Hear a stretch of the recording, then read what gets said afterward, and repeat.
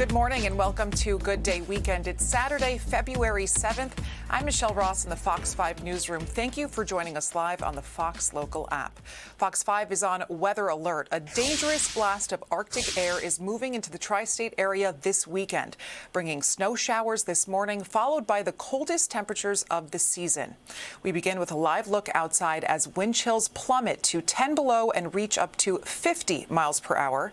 You may have seen some snow early this morning, but the bigger concern is the drop in temperatures. Prolonged period of extreme cold is posing a severe risk. It's prompting the city to take additional steps to get homeless individuals off the street.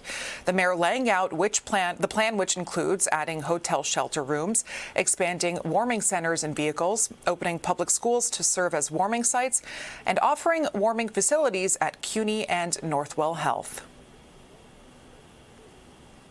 While city government is doing everything in our power to offer warm spaces, shelter, and protection, I am echoing my call to our fellow New Yorkers. We must all do our part to ensure that we keep everyone safe over the next few days to come. And there is no relief in sight this weekend. Today, crippling cold at 19 degrees with high winds. Tonight, just 5 degrees. Tomorrow, the cold stretch continues at 18 degrees and windy. Falling through the ice is a big concern in New York City right now. It's prompting the NYPD to take action and make sure its officers are trained to save people who try and pass over the ice and fall. Fox 5's Haley Fixler takes us to one of those training sessions. Kick, kick, kick. Try to get your belly onto the ladder. It's a necessary drill each winter. Why do we do this? If you look out behind you and beyond us here, you're going to see footprints, okay? People are transiting the ice. I think there's even a video out there of some people ice skating recently. NYPD's scuba and harbor units teach patrol officers from different precincts what to do should someone fall through the ice in Central Park while waiting for the specialized units to get to them. The most dangerous part of the season is approaching. It's not here yet. Once the temperatures start to rise, you will still see the same ice out here, but underneath it will be a lot thinner. And that's when people will still be venturing out, and that's when the ice could potentially break. We're not present 5 minutes away in an REP as a first responder. We're not in the borough.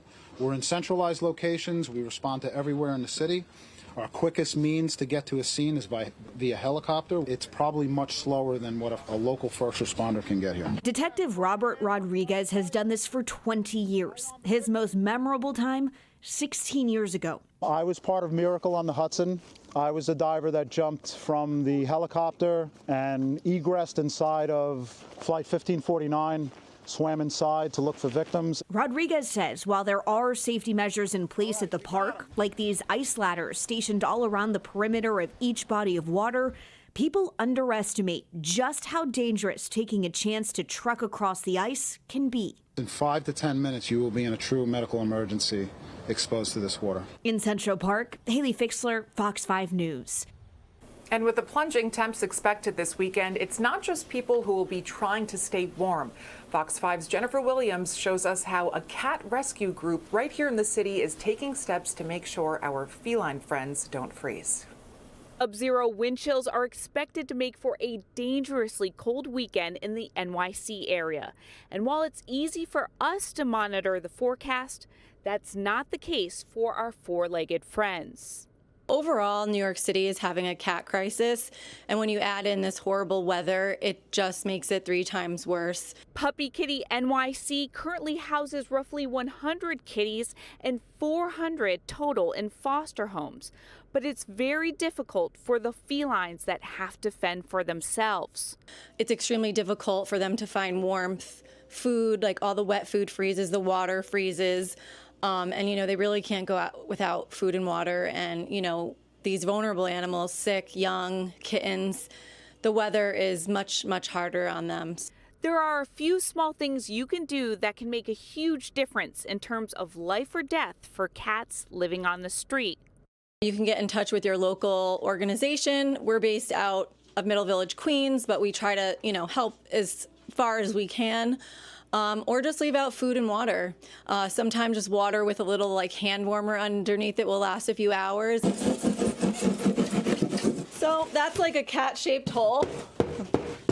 You can also create a DIY cat shelter using a styrofoam cooler, trash bags, straw, and little sprinkle of catnip. Honestly, it's going to be so cold, they're going to be so happy to have these. And if you need a little extra warmth this weekend, maybe consider taking one of these kitties home. In Middle Village, Queens, Jennifer Williams, Fox 5 News. It's so cute. Now, millions of Americans are cranking up the heat to fight the brutally cold temperatures throughout the country. The news comes as another cold front rolls into town this weekend. The Arctic freeze covering much of the U.S. is so cold it's stunning iguanas in Florida and forcing some zoos to even move penguins indoors.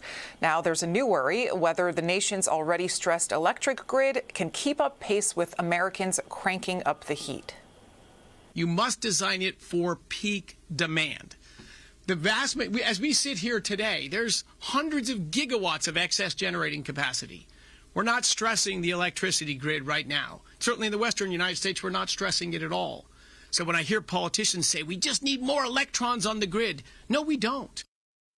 A new industry report finds that 10 of the country's 16 electric grids are at an elevated or high risk of energy shortfalls or blackouts over the next 3 years, especially in winter. Anyone who drives knows the cold weather we've been experiencing can really take a toll on your car. Fox 5's Duarte Geraldino got some tips on how to take care of your vehicle during these conditions. In this kind of cold, mechanics say winter washer fluid is a must. Some drivers, though, still use plain water in their reservoir to save money. But when temperatures drop, it freezes, and then you can't clear the salt spray. Without a windshield washer in this kind of weather, you can't drive it because you'll be blind on the road. That's Julio Cabrera. He owns Fordham Auto Plus on Jerome Avenue in the Bronx.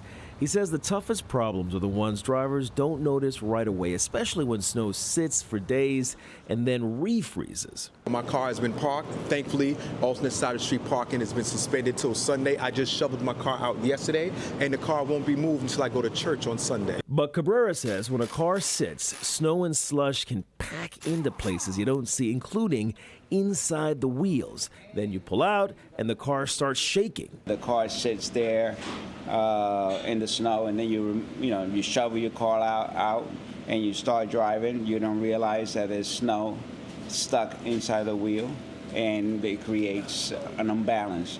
Your wheel now is just out of balance. So as you drive and get on the road, you don't even know why your car is shaking. His advice, clear the wheels and wheel wells before you drive, because in this cold, that ice may not melt for days. And watch what you drive over. Cabrera says snowbanks can rip down plastic panels underneath your car. That's what this damage can look like. So it's plastic, and when you try to go over the snow, snow gets stuck and get pulled down, and it makes a lot of noise. This deep freeze can even cause fuel system trouble. Moisture can build up in the tank and then freeze. That's why some drivers use a fuel additive. The gas a lot of time has some level of water, so you get condensation inside the fuel tank, and that also freezes. So a lot of time you just buy additive, and you put it in just to eliminate that. And batteries. Cabrera says this cold exposes weak batteries overnight. So a battery that's been fine can just suddenly fail when you're trying to get to work. Once temperature dropped to where it's been like in the 5s and the 3s, any weak battery would not be able to start. So in this weather, use winter washer fluid, clear ice from your wheels, and test your battery if it starts slow. In the Bronx, Duarte Geraldino, Fox 5 News. Don't go away. We'll be right back. But first, here's the 7-day forecast for the week ahead.